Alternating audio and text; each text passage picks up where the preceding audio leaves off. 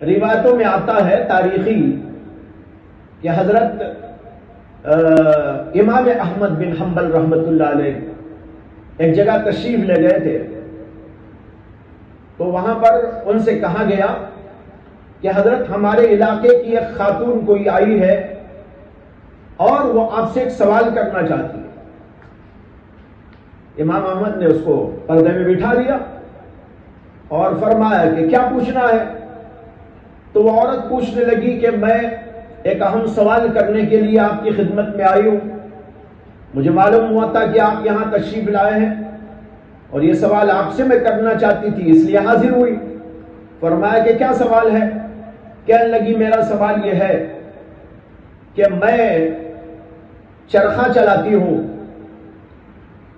اور دھاگا تیار کرتی ہوں، اور یہ کام دھاگا تیار کرنے کا، چرخہ چلانے کا دن میں تو کرتی ہی ہوں اور کبھی کبھی رات میں بھی مجھے کرنا پڑتا ہے، لیکن دن میں جو تیار کرتی ہوں اس دھاگے میں اور رات میں جو تیار کرتی ہوں اس دھاگے میں تھوڑا فرق رہتا ہے۔ وہ زمانہ آج کی طرح نہیں تھا، آج تو لوگوں نے دن سے زیادہ اجالا رات میں کر رکھا ہے، لیکن وہ زمانہ تو چراغوں کا زمانہ تھا، چھوٹے چھوٹے چراغ جلتے تھے، نظر پوری طرح ظاہر بات ہے کام نہیں کر سکتی تھی، اس لیے دن کے اجالے میں جس انداز سے میں تیار کرتی ہوں رات میں اس طرح کا دھاگا تیار نہیں ہوتا، یعنی اتنی نفاست نہیں ہوتی۔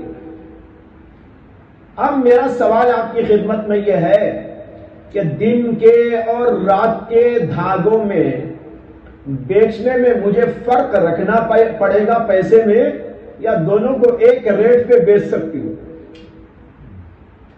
دیکھ رہے سوال، وہ عورت سوال کر رہی ہے امام احمد بن حنبل سے کہ دونوں قسم کے دھاگے ایک ہی ریٹ پر بیچوں تو یہ میرے لیے درست ہے کہ نہیں؟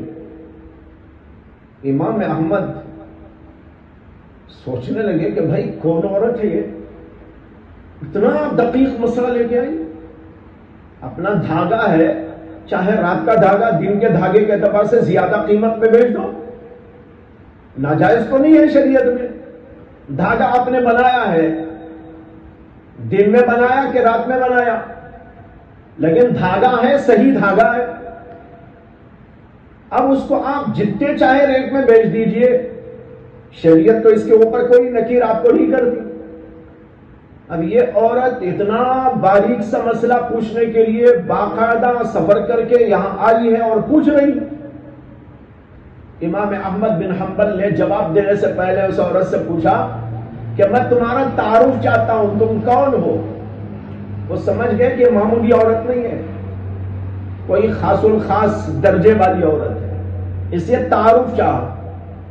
وہ عورت کہنے لگی کہ حضرت میں بشر حافی کی بہن ہوں، میں بشر حافی کی بہن ہوں۔ بشر حافی اللہ کے بہت بڑے ولی تھے، ایک زمانے میں تو شرابی تھے، کبابی تھے، فاسق اور فاجر تھے، لیکن ایک واقعے نے ان کے اندر عظیم تبدیلی کر دی، اور اس تبدیلی کا اثر یہ ہوا کہ وہ اللہ کے اولیاء میں شمار ہونے لگے، حتیٰ کہ امام احمد بن حنبل بھی کبھی ان کی خدمت میں جاتے تھے۔